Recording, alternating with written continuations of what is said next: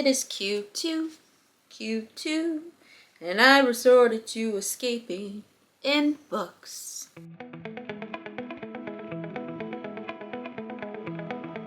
Welcome to another video on Darling Little Writer. Today I'm going through my TBR for Q2 of 2025. So for this quarter, you will see that I have a couple things that I want to explore, a couple genres that I want to explore. So let's get into it. For those of you who follow me on my socials, I have Instagram, TikTok, and I do post all my short form content to YouTube Shorts as well.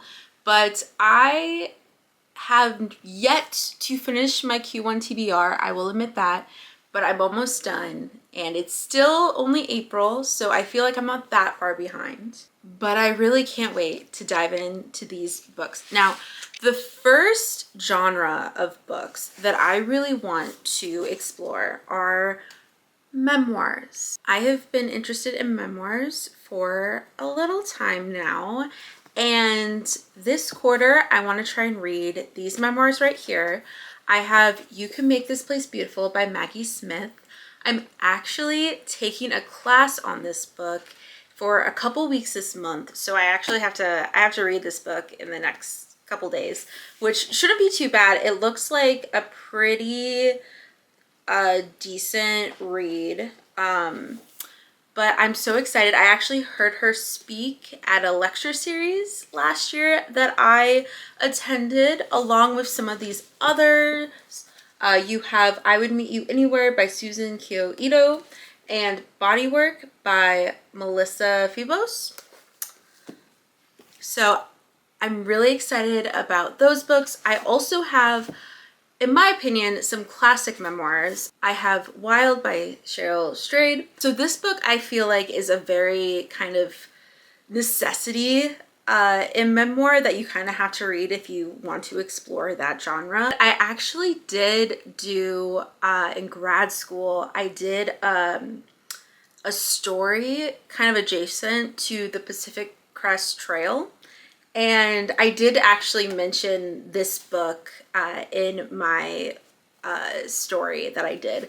So I'm excited. I'm excited to finally read it. I also want to read Joan Didion, The Year of Magical Thinking.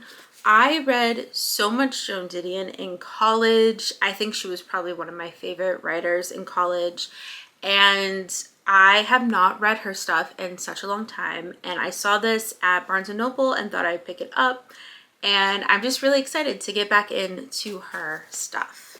Moving on from memoir, I'm also going to be reading these 4 books from Jenny Colgan. So for those of you who have been kind of following my content for a while, I am on a mission to read Jenny Colgan's entire discography. I am actually so close to being done. Right now I am going through all her standalone books. A lot of these books were kind of like in the early years of her writing, some of the first published books. I've already read kind of her first couple, and I also love, like, in the more recent decade, all her series that she's done. And I'm really excited about these books. So I have The Boy I Loved Before, I have West End Girls, I have Operation Sunshine, and Diamonds Are a Girl's Best Friend. So these look like so much fun. I think they're just going to be a nice kind of refreshing spring kind of read that I'm really excited for. So for those of you who kind of keep up with some of the more popular authors, you may know that there are a lot of big books coming out this month. They haven't come out yet, or I don't have possession of them yet, but they will probably be out by the time I post this video. But one of the books that I wanted to talk about, I'll show you a picture here, is Voice of the Ocean. Can you see that? Yeah, Voice of the Ocean by Kelsey and Impicciche. So I started following Kelsey's content back when she was on BuzzFeed and did the 100 Baby Challenge, and she has since had created her own YouTube channel and been independent and done so many other series that I also love. And I've been so excited about this book because I remember years ago her talking about going to creative writing classes and trying to get this book done, and to now see that it is becoming real is so exciting and so inspiring to watch. And I'm so excited because I love her storytelling. I love the story she comes up with.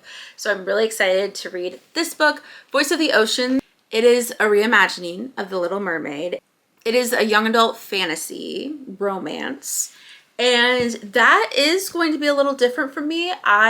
First of all, I haven't read young adult really in what feels like forever. Nothing against it. I think adults can enjoy it as well. I just haven't read it in a while. I also haven't read a ton of fantasy, so I'm interested to kind of get into those genres through her writing.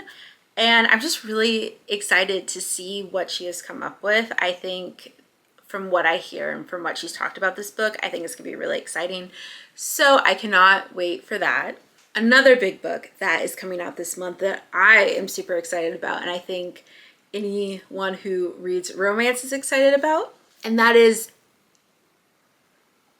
Emily Henry's Great Big Beautiful Life. I have fallen in love with Emily Henry. I don't care what anyone says. I love her books. I started off reading Funny Story last year, like I think a lot of people did, and I loved it. And then earlier this year, I read Happy Place and Book Lovers, and I was just like, oh my gosh, I love these books too.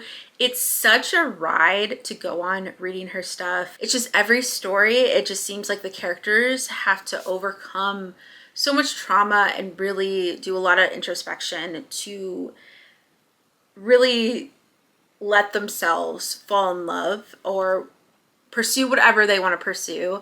And so I'm so excited to read this book. Also, I don't have it with me, but I've been thinking about picking up Beach Read and reading that before I read this book. I'm not going to be able to read all her books before I read this book. I'm not going to be that patient. But I think adding that before this book, because I also have You and Me on Vacation that I want to get in before I read Great Big Beautiful Life. And from Beach Read until Funny Story has kind of been the books that I have seen the most promoted from her, where her early books, which to be honest, I haven't really done a ton of research on. I know that there's a couple that exist that I am curious that I might explore later on. And then another book that is coming out that I am excited to read, it's another romance. This one is The High Dive by Chelsea Fagan. So Chelsea is most known for being the founder of The Financial Diet. It's a media company that focuses on educating people on personal finance. But she has started writing romances. I believe 2 years ago, she came out with The Perfect Vintage, which I loved. I'm so excited to read this book. It takes place on a yacht and it just feels like the perfect escape for the summer. And so I'm just looking forward to getting that book. I've already pre-ordered it, and I don't know, sitting out on my porch and under the sun and just giving it a read. And then a couple other books that I want to try and squeeze in to this second quarter. I know I am being very ambitious with this quarter, but I'm really going to try and get it all in. I have Daisy Jones and the Six. I have been wanting to read this book for so long. I've heard so many good things. I've also been wanting to get into Taylor Jenkins Reid and more of her books. I'm going to be reading The Seven Husbands of Evelyn Hugo in a little bit. It's from my Q1 TBR, but I'm so excited to read some of her books. I think that book and this book are like the two books from her that I've heard the most hype on, so I'm so excited to read this. And then lastly, we have a Lucy Foley book. This book I believe came out last year. It's called The Midnight Feast, and I have fallen in love with Lucy Foley's more recent books. She kind of has been following the same template, but I honestly love it. Kind of a mystery thriller, but they always kind of come with a twist, and she always finds a way, even if you sort of see part of the twist coming, she kind of has a way to like turn it on its head and to keep you guessing. And I just think it's so fun. They just feel so like kind of like easy to read through, just because her writing just kind of flows and keeps you engaged. But at the same time, you also like kind of don't want to read through it so fast just because you just don't want it to end. You just kind of want to stay in the environment that it's created, which I think is so cool for a mystery thriller to do. Right now I am finishing the Paris apartment, and so I am so excited to just keep diving into that book. I know I need to like get through it, but I just kind of want to like stay in it a little bit. I'm like, no, this is so fun. But I'm really excited about the Midnight Feast. It looks like it's going to be a similar format that she's created, and so I'm excited to dive into the book. So that's all I have for you today. These are all the books that I'm going to try and read in the second quarter in these coming months, and we'll see how it goes. I'm really excited. I know these book choices are kind of all over the place. Part of that is because I have some exciting ideas for the second half of this year for some of my book choices on my TBRs, and I kind of want to get through these books this quarter because these are stuff that I've been wanting to dive into, and this way I can get all that out of the way and then do something fun that I'm really excited to show you guys later this year. Let me know if you've read any of these books, your thoughts, what you're reading for Q2 of this year, and make sure to follow some of my other content on my socials. I'm on TikTok and Instagram. I also post to YouTube Shorts as well, and I'll see you for another video. Bye.